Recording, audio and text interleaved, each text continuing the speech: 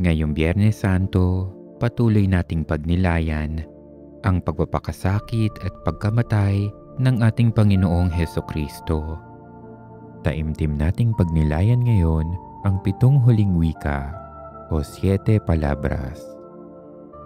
Ating simulan ngayon ang ating pagninilay sa ngalan ng Ama at ng Anak at ng Espiritu Santo. Amen. O Panginoon naming Hesukristo, samahan mo kami sa oras na ito ng aming mapagnilayan at maisapuso ang iyong mga huling wikang sinambit habang nakapako ka sa krus. Nag-uumapaw ang aming mga puso sa pasasalamat sa iyong dakilang pagpapakita ng pagmamahal para sa amin.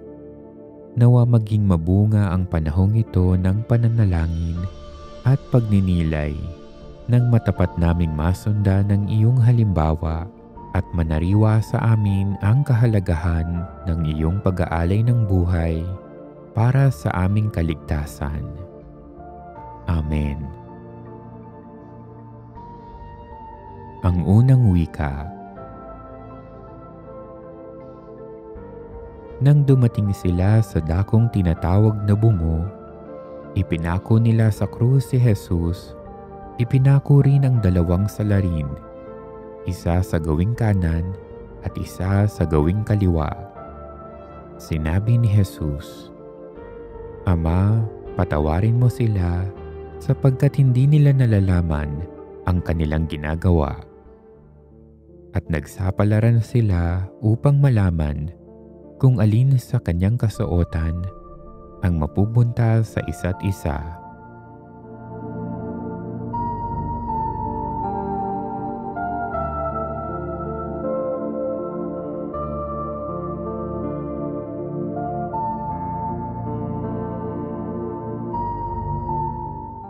Manalangin tayo. O banal na mananakop, kami ngayon ay nagtitipon sa harapan mo upang hingi ng iyong awa at pagpapatawad. Buong kababaan naming kinikilala ang aming pagiging makasalanan. Ikaw, O Panginoon, ang siyang pumawi sa bigat ng aming kaparusahan. Ikaw ay napako sa krus dahil sa iisang layunin, upang ang tao ay makawala sa mga kuko ng kasalanan at upang mapatawad. Iyan ang iyong ginawa at binigyan ng katuparan sa iyong pagkakapako sa krus. Ikaw ay nagdasal para sa kapatawaran at kaligtasan ng tao. Tulungan mo kaming hubugin ang aming buhay nang naaayon sa iyong mga pangaral at halimbawa. Kami sana ay maging kawangis mo at manatiling tapat sa iyo, hindi lamang sa panahong maganda ang takbo ng aming buhay, kundi pati na rin sa hikahos na pamumuhay. Habang kami ay nananalangin sa iyo upang iyong patawarin sa aming mga pagkakasala, bigyan mo kami ng tapang at tibay ng loob upang patawarin iyong mga nagkasala sa amin. Tulungan mo kaming magpatawad tulad ng ginawa mong pagpapatawad doon sa bundok ng Kalbaryo. Amen.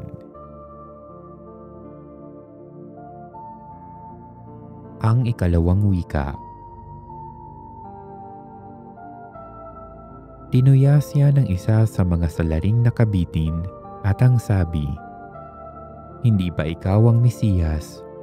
Iligtas mo ang iyong sarili, pati na kami." Ngunit pinagsabihan na siya ng kanyang kasama, "Hindi ka ba natatakot sa Diyos? Ikaw may pinarurusahang tulad niya. Matuwid lamang na tayo'y parusahan ng ganito dahil sa ating mga ginawa. Ngunit ang taong ito'y walang ginawang masama." At sinabi niya, "Jesus, alalahanin mo ako kapag naghahari ka na."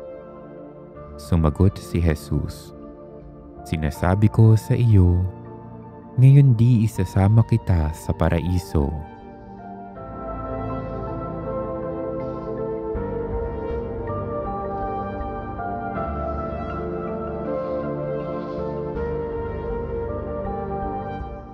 Manalangin tayo.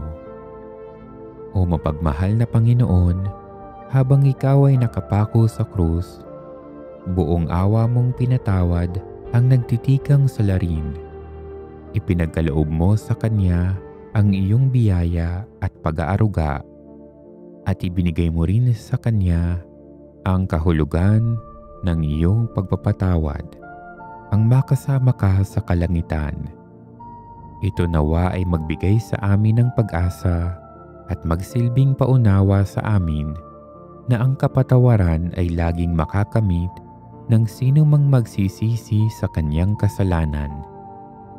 Kami ay mga makasalanan na nararapat na parusahan, ngunit dahil sa iyong pag-ibig at awa sa amin, kami ay pinatatawad. Tulungan mo kaming kilalanin ang aming mga kasalanan. Ang nagsisising salarin na naniniwala pa rin sa iyo kahit na ikaw ay nakapako sa krus ay magsilbi nawang huwaran sa amin. Magkaroon sana kami ng sapat na pananalig at pag-asa upang makabalik sa iyo. Kami ay maging karapat-dapat nawa na makarinig ng iyong pangungusap.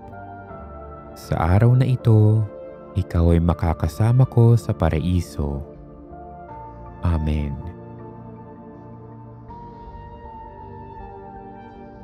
Ang ikatlong wika. Nakatayo sa tabi ng krus ni Jesus ang kanyang ina at ang kapatid na babae nitong si Maria, na asawa ni Cleopas. Naroon din si Maria Magdalena. Nang makita ni Jesus ang kanyang ina at ang minamahal niyang alagad sa tabi nito, kanyang sinabi, "Ginang, narito ang iyong anak." At sinabi sa alagad, "Narito ang iyong ina." Mula noon, siya ay pinatira ng alagad na ito sa kanyang bahay.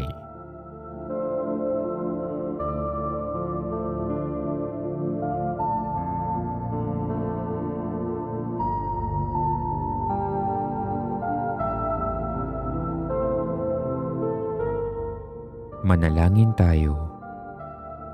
O Panginoong Hesukristo, ang isa pang nagpabigat sa paghihirap mo ay ang iyong pagkakakita sa iyong lumuluhang ina. Simula sa pagkakahuli sa iyo hanggang sa oras ng iyong kamatayan, ang iyong mahal na ina ay sinubaybayan ka ng buong lumbay at naramdaman din niya ang sidhi ng iyong paghihirap. Tulad niya, kami ay makaramay mo sana't makabahagi sa iyong paghihirap para sa kaligtasan ng tao. Ibinigay mo sa amin si Maria sa pamamagitan ni Juan upang siya ay aming maging ina. Kami nawa ay maging masunurin sa kanya at handugan siya ng paggalang at kaluwalhatian sa aming pang-araw-araw na buhay. Mapagmahal naming Panginoon, habang ikaw ay napapako sa krus, ipinagkaloob mo rin sa amin ang iyong simbahan na inilalarawan ni Maria upang kami ay arugain. Huwag sana kaming mawalan ng tapang na tangkilikin at panaligan ang iyong banal na simbahan. Amen.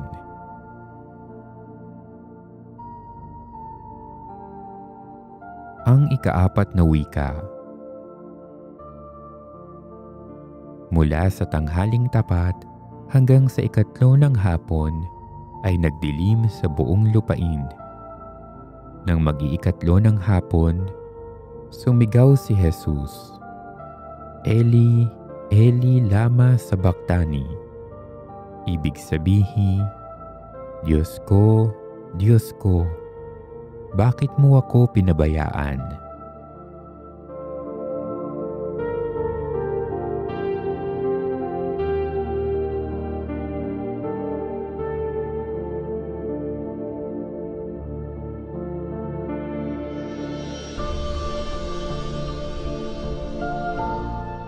Manalangin tayo. Mahal naming Jesus, naramdaman mo ang lubos na pangungulila nang ikaw ay nakapako sa krus. Naramdaman mo ang dalamhati ng wari pagkakawalay sa Diyos. Hinihiling namin sa iyo ngayon na panatilihin kami sa iyong pagmamahal. Lagi kaming maging tapat sa iyo, laging maalab sa aming pananampalataya at magkaroon ng lakas na sumunod sa iyo. Sa iyong pagpapakasakit sa krus, ang pinakamabigat na parusang tinanggap mo ay hindi ang pagkapako sa krus, hindi ang pagpuputong sa iyo ng koronang tinik, hindi ang sibat, kundi ang damdaming ikaw ay iniwan at nag-iisa. Ngunit nananalig ka pa rin sa iyong Ama sapagkat batid mong sa dakong huli, ikaw rin ang siyang magwawagi at magtatagumpay. Gawin mo kaming katulad mo. Sa harap ng aming paghihirap sa buhay, nawa ay lagi naming isaisip na patuloy mo kaming papatnubayan. Mati mo nawa sa aming isipan ang iyong ipinamalas na pag-asa at paniniwala sa iyong Ama. At ito'y maging aming halimbawa nawa sa aming pang-araw-araw na pamumuhay upang kami ay makasama mo sa iyong kaluwalhatian. Amen.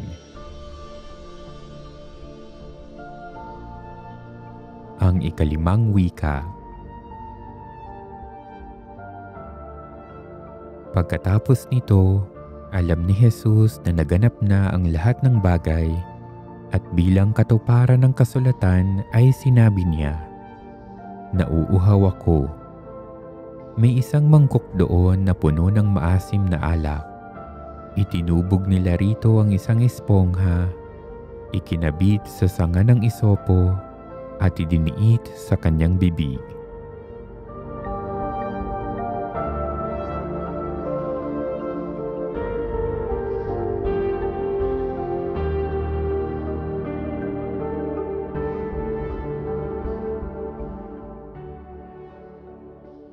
Manalangin tayo. O Jesus, nagdusa ka hindi lamang dahil sa pangkatawang uhaw, kundi tunay na pagkauhaw para sa kaligtasan ng tao. Tunay na ninasa mo ito para sa amin. Ang iyong pagnanasa ay nagmula sa iyong pusong naghuhumiyaw para sa aming pag-ibig, sa aming kaluluwa, sa aming pagsisisi, sa aming mga kasalanan at umaasa ng pakikipagkasundo sa iyo. O banal na mananakop, ang aming tanging mithiin ay ang muli mo kaming makasama hanggang sa buhay na walang hanggan. Itanim mo sa aming mga puso ang nag-aalab na pagnanasang magtayo ng matibay na pundasyon para sa iyong kaharian dito sa lupa. Matutuhan nawa naming paglingkuran ang aming mga kapatid. Mamalas nawa namin ang iyong muka sa aming mga tinutulungang kapuspalad. Ipagkaloob mo sa amin ang espiritual na kaligayahan na ipinangako mo sa mga maghahandog ng kanilang kamay sa sinumang nangangailangan. Amen. Ang ika-anim na wika. May isang mangkok doon na puno ng maasim na alak. Itinubog nila rito ang isang espongha, ikinabit sa sanga ng isopo, at idiniit sa kanyang bibig. Nang masipsip ni Jesus ang alak, ay kanyang sinabi, "Naganap na." Iniyokayok niya ang kanyang ulo at nalagot ang kanyang hininga.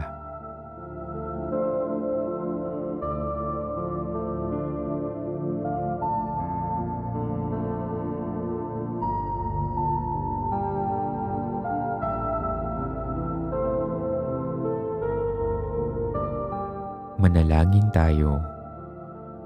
O Jesus na banal, ang iyong ika-6 na salitang binanggit nang ikaw ay nakapako sa krus ay naganap na. Ang iyong misyon ay tunay na natapos na, O Panginoon. Nagapi mo ang kasalanan, naigawad mo sa amin ang kapatawaran ng iyong Ama. Iyong misyon ay natapos na, ngunit ang amin ay nagpapatuloy pa. Sapagkat ang kahalagahan ng iyong pagsasakripisyo ay hindi pa nagbubunga sa amin. Tulutan mong huwag mawalan ng kabuluhan ang iyong kamatayan, sapagkat iyon ang nagdala sa amin ng kaligtasan. Pagkalooban mo kami ng lakas upang isabuhay ang aming paniniwala at bigyan mo kami ng nararapat na biyaya upang patuloy kaming umasa sa iyo. Ipagkaloob mo ng iyong handog na kaligtasan ay mag-akay sa amin sa buhay na walang hanggan upang balang araw kami rin ay makapag-uwi ka ng naganap na. Amen. Ang ikapitong wika. Nang mag-iikalabindalawa ng tanghali, nagdilim sa buong lupain hanggang sa ikatlo ng hapon. Nawala ng liwanag ang araw at ang tabing ng templo'y napunit sa gitna. Sumigaw ng malakas si Jesus, Ama, sa mga kamay mo'y ipinagtatagubilin ko ang aking espiritu. At pagkasabi nito, nalagot ang kanyang hininga.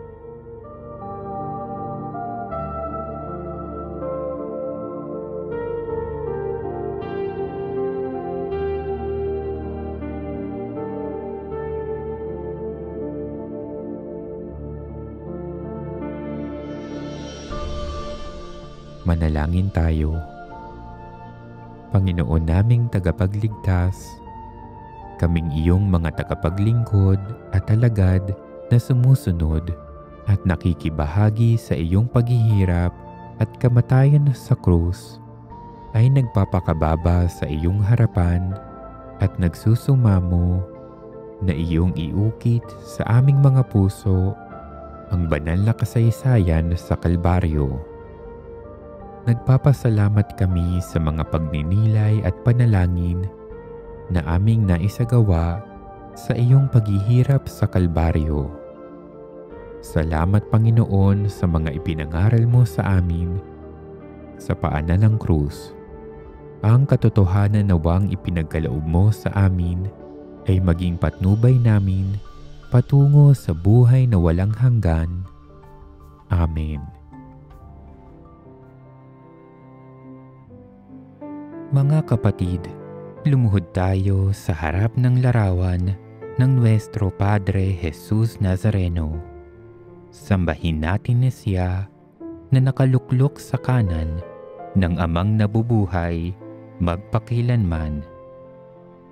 Buong pananampalataya at pag-ibig tayong manalangin. Jesus Nazareno, ang ngalan mong ito ay ipinasulat ni Poncio Pilato sa ulunan ng iyong krus sa Kalbaryo upang ipagunita ang iyong katapatan sa kalooban ng Diyos Ama. Na mamuhay ka sa Nazaret ng masunurin sa mahal na Inang Maria at masipag na tumulong kay San Jose. Tulungan mo kaming mamuhay tulad ng iyong ginampanan sa Nazaret, sa buklod ng pag-ibig sa mahal na Ina at kay San Jose, upang sa lahat ng aming ginagawa, makasunod kami sa Diyos Ama, ngayong kasama Kanya at ng Espiritu Santo. Amen. Panginoong Hesukristo, Diyos na totoo at tao namang totoo, na gumawa at sumakop sa amin. Pinagsisisihan namin ang lahat ng aming kasalanan. Patawarin mo kami at naway iyong matulungang makapagbagong buhay, makapangumpisal at mamalagi sa iyong pagmamahal. Amen. Jesus Nazareno, sa sinag ng liwanag mula sa iyong ulo, ang iyong pagkabuhay ay sumilay sa aming pagdarasal. Kaawaan mo kami at naway pagbigyan ng aming kahilingan, sapagkat kami lubos na nagtitiwala na iyong ipagkakaloob ang aming mga ipinakikiusap ng mga pangangailangan ng aming katawan at kaluluwa, lalong-lalo na ang biyaya na aming idinadalangin.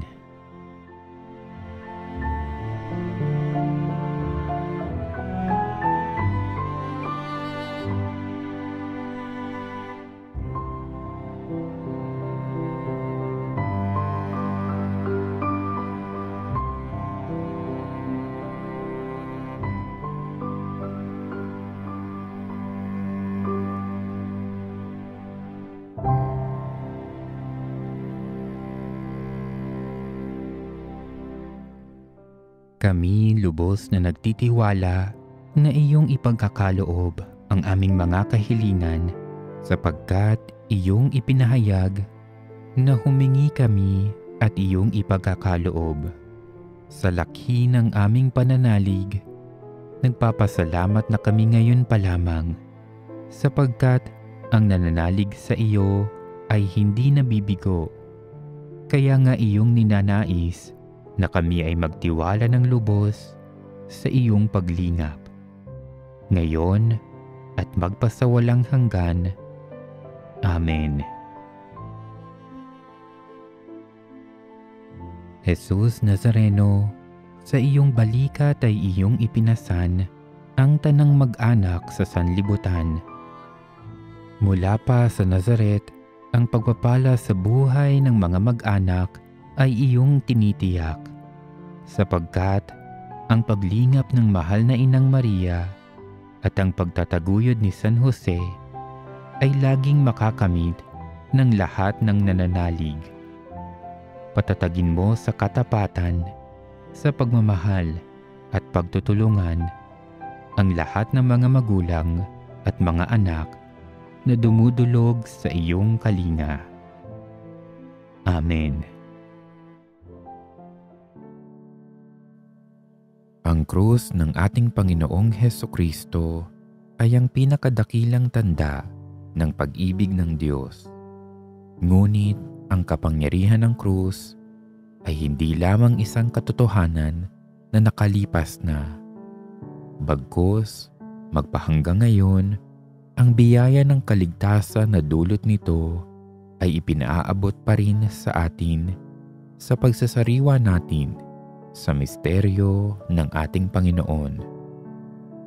Sa pagpaparangal natin sa Panginoon, ipinahahayag din natin ang marubdob na pagnanais na matuto sa pamamagitan ng banal na krus.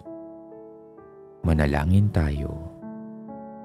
O dakilang Jesus na ipinako sa krus, namatay at muling nabuhay, dinggin at ipagkaloob ang aming kahilingan. Panginoong Hesukristo, sinabi mo, humingi kayo at kayo'y bibigyan.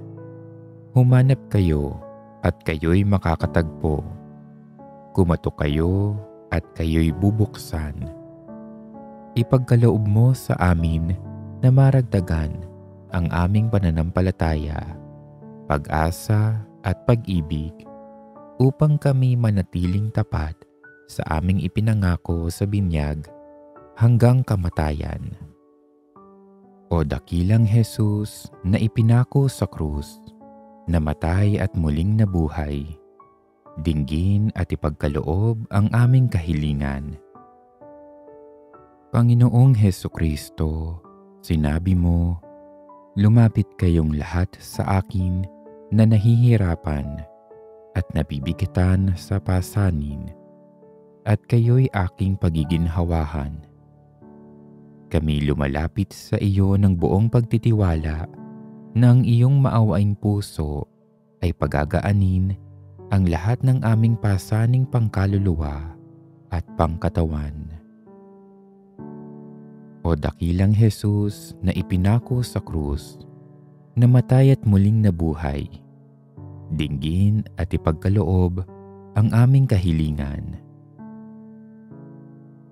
Ngayon naman, tahimik nating idalangin ang ating mga pansariling kahilingan at mga pangangailangan.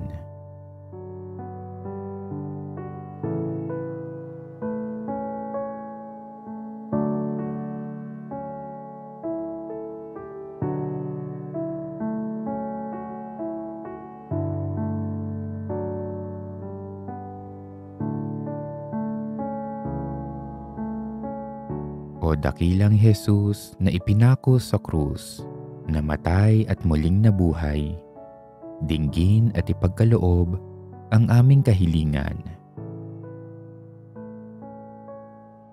Tunghayan mo kaming naninikluhod sa iyong harapan, Jesus na butihin at katamis-tamisan, at kami ay dumadalangin at nakikiusap ng may maalab na kalooban upang loobin mong sa aming puso ay buhay na buhay naming madamang nakatitik ang pananampalataya, pag-asa at pag-ibig, at ang wagas na pagsisisi sa aming mga kasalanan at ang matatag na pasyang magbagong buhay.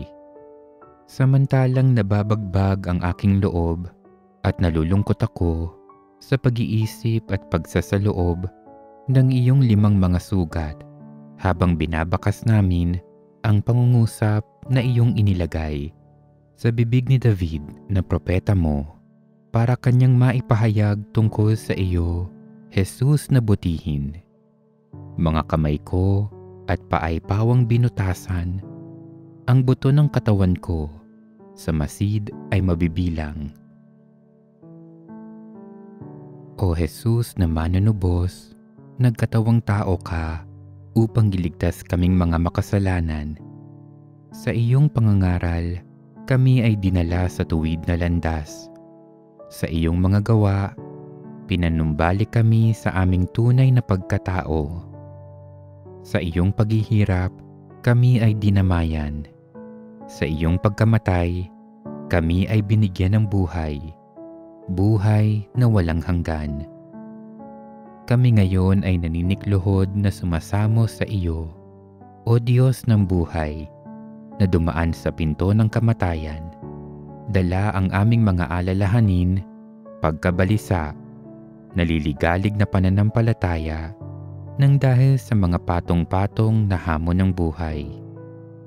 Lumalapit kami sa iyo, O Diyos na nahimlay sa kamatayan, upang madulutan kami ng buhay sa iyong batis ng pag-asa. Buo ang pananampalataya na ang kamatayan ay hindi hangganan. Itinataas namin sa iyo, O Santo Entierro, ang aming mga natatanging kahilingan.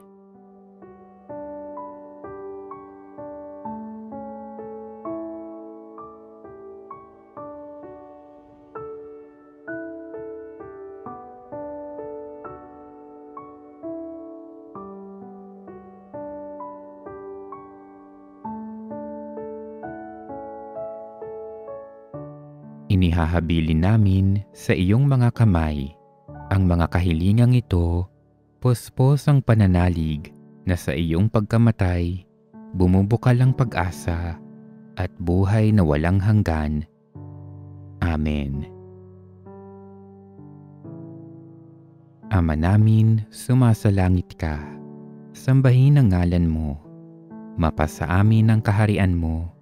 Sundin ang loob mo dito sa lupa para nang sa langit.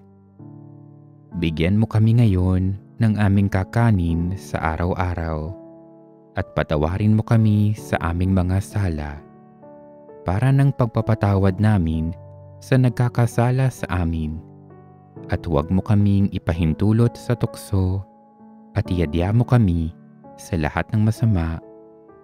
Amen. Aba, Ginoong Maria, napupuno ka ng grasya. Ang Panginoong Diyos ay sumasa iyo. Bukod kang pinagpala sa babaeng lahat, at pinagpala naman ang iyong anak na si Jesus. Santa Maria, Ina ng Diyos, ipanalangin mo kaming makasalanan, ngayon at kung kami mamamatay. Amen. Luwalhati sa Ama, sa Anak, at sa Espiritu Santo, kapara noong unang-una, ngayon at magpakailanman, at magpasawalang hanggan. Amen. Sa ngalan ng Ama, at ng Anak, at ng Espiritu Santo. Amen.